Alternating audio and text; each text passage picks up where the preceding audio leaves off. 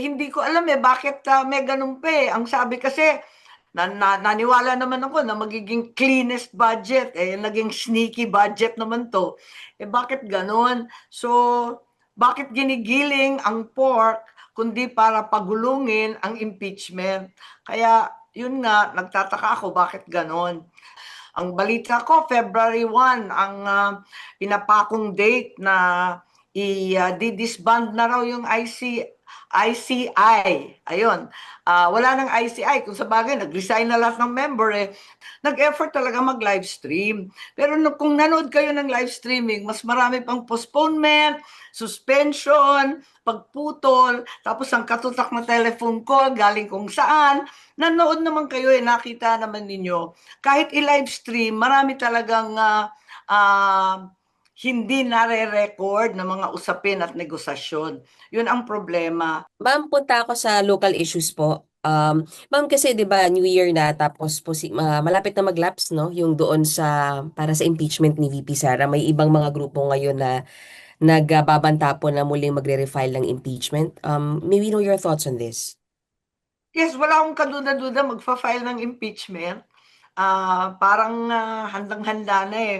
Kasi yun nga, napakadaming goodies sa ating giniling na pork na budget. Kahit sabihin nila na talagang cleanest budget, ang tingin ko mataba pa rin eh. Kaya nagtataka ako para saan ang lahat ng so-called ayuda dito at yung sinasabing hard pork naman na kung ano-anong FMR, mga farm to pocket road, para saan kaya yan? Bakit hindi na lang sundan yung mga plano at bigyan diin? Ayan na nga, yung mga MUP na pag-usapan yung military and uniform personnel, yung mga pensyon na kinaltasan, yung pensyon at benepisyo ng ating mga employees sa gobyerno. Bakit nakaltasan lahat yan para ibigay lamang sa ayuda kung walang kababalaghang politikal? Kaya eto nga, dalawa yung eleksyon next year, pero wala namang national, this year na pala, yung BARM at saka yung barangay. Yun ang naisip ko. Pero maliban doon, February 6 is the reckoning date for a second impeachment against VP Sara. Mm. You think, ma'am, um, the complaint will be stronger dahil mas napaghandaan? May sinasabi po na mas maraming grounds yung pwede pong pagbasehan itong impeachment na to. Wala akong alam tungkol diyan kasi wala akong balak na tumulong sa impeachment na yan. Wala akong nakikitang karagdagang grounds. At kung tutuusin, ang hatol ng ating Korte Suprema ang nagbigay ng additional procedural guidelines para maliwanag yung impeachment. Kaya kinakailangan siguro ayusin muna nila yung impeachment saka natin makomentahan. Where do you stand on this issue of impeachment, ma'am? Are you continually supporting the VP po? Well, alam naman natin na kaibigan natin yan, pero tulad ng lagi naming sinasabi, tatayo kami na mga huwes ano, sa Mm-mm. impeachment and trial court kung aabot sa ganon. At syempre, lahat yan magbabase sa ebidensya. Pero sa ngayon, wala naman tayong nakikitang ebidensya pa. Hindi ko alam kung ano ang gagamitin ng ah, katibayan laban sa kanya, kung may bago ba, kung may mabigat ba, kung papayag ba sa kanilang proseso ang Korte Suprema. Marami pa at very speculative pa tayo at this point. Mm-mm. But definitely you are expecting na meron talaga on February. Yes, I believe so. Magugulat ako Mm-mm. kapag hindi. Mm-mm. Ma'am, nagkausap na po kayo ni VP Oo about. naman, nag-Happy New Year naman. Pero asa Davao yun eh. Ngayon lang umiikot siya eh. Maraming imbitasyon nitong New Year. At maraming napinsala sa Bagyo. At yun nga, may mga encounter sa Masbate. May nadali sa Mindoro. So, umiikot siya. Pumupunta sa kung saan-saan. Mm. Ma'am, napanood namin yung sa social media post po ninyo no, about dun sa giniling na baboy. Ma'am, you said po dun sa bandang hulihan, yun ay para pagulungin yung impeachment laban kay VP. Why are you convinced na ganun yung 2026 budget? Hindi ko alam bakit may ganun pa eh. Ang sabi kasi, naniwala naman ako na magiging cleanest budget. Naging sneaky budget naman to.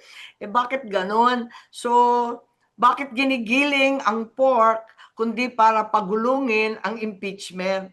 Kaya, yun nga, nagtataka ako bakit ganun.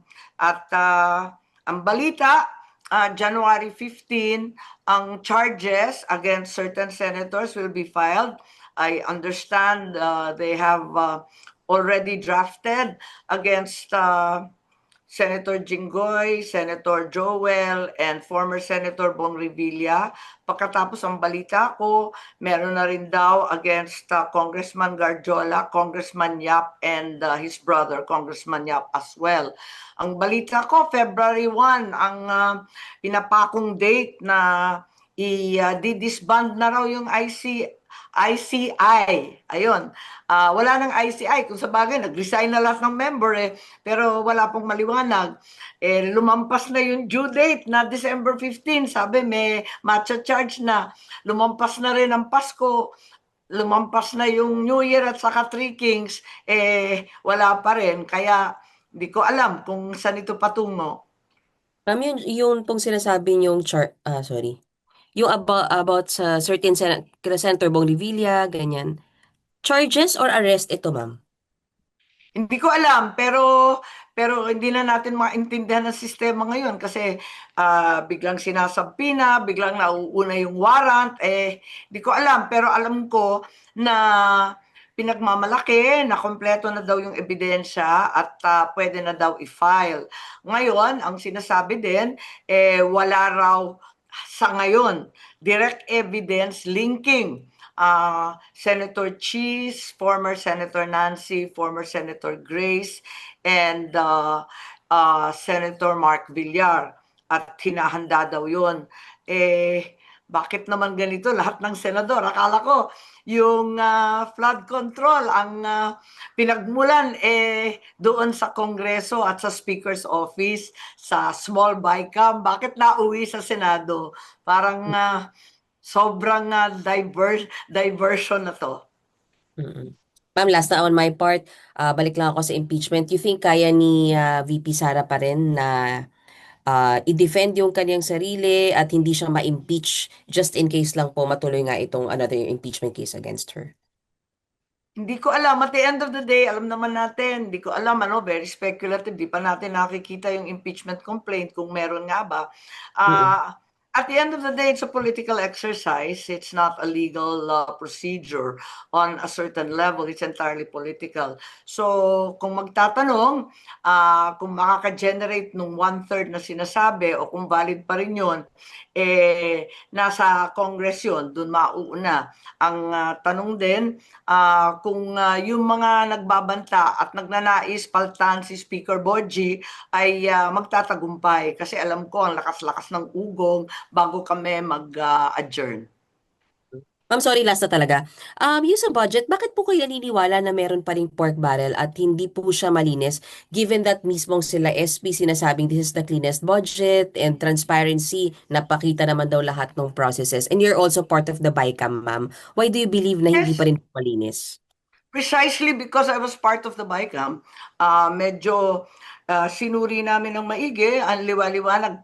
Nanood naman kayo ng BICAM, di ba? Totoo naman nag-effort talaga si Congresswoman Swansing at saka si Senator Gatchalian.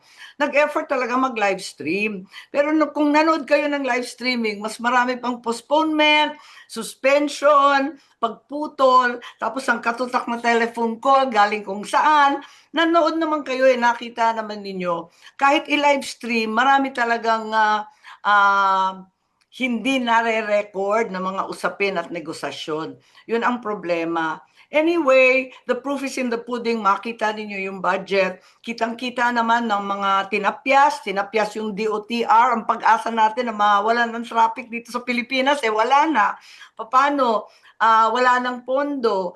Less than half na lang ang natira para sa Metro Manila subway. Wala nang natira para sa North-South commuter train. Di tuloy-tuloy ang traffic at yung tapal-tapal na repair kuno ng EDSA. Ewan ko, yan na lang aasahan natin forever. Pagkatapos niyan, yung sa DPWH, nakita naman natin din, nandun yung mga Metro Manila pumping station. Konting ulan, binabaha na tayo. Pagkatapos, andyan din yung mga Pasig Spillway. Alam naman natin, yan na lang ang tanging pag-asa ng Pasig Marikina Caloocan para hindi mabaha. Hindi ako sang-ayon na i-cancel lahat ng flood control. Dapat ikulong ang mga kumurakot sa flood control, hindi itigil ang mga magagandang project ng flood control kasi kailangan pa rin natin, binabaha pa rin tayo. And so on and so forth, andyan din yung napakalaking FMR, lumobo ng todo, yung farm to market road, na ang tawag na nga sa amin, farm to pocket road dahil pinagtatawanan na. At yun nga, sangkatutak na ayuda. Ayan, AIX to PAD, ayan, yung MAIFIP. Lahat yan nakakatulong sa tao, hindi ako tumututol dyan.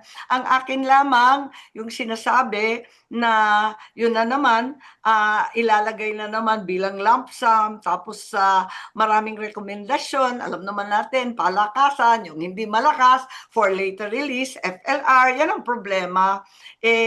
Ang akin kasi, may karapatan ang bawat Pilipino magpagamot, pumunta sa ospital at gumaling ang katawan at kalusugan. Bakit kailangan lumuhod pa sa mga politiko para humingi ng tulong? Kaya sana ibagsak na lang yan sa mga local hospital. Tagal kong governor, hirap na hirap ang local hospital.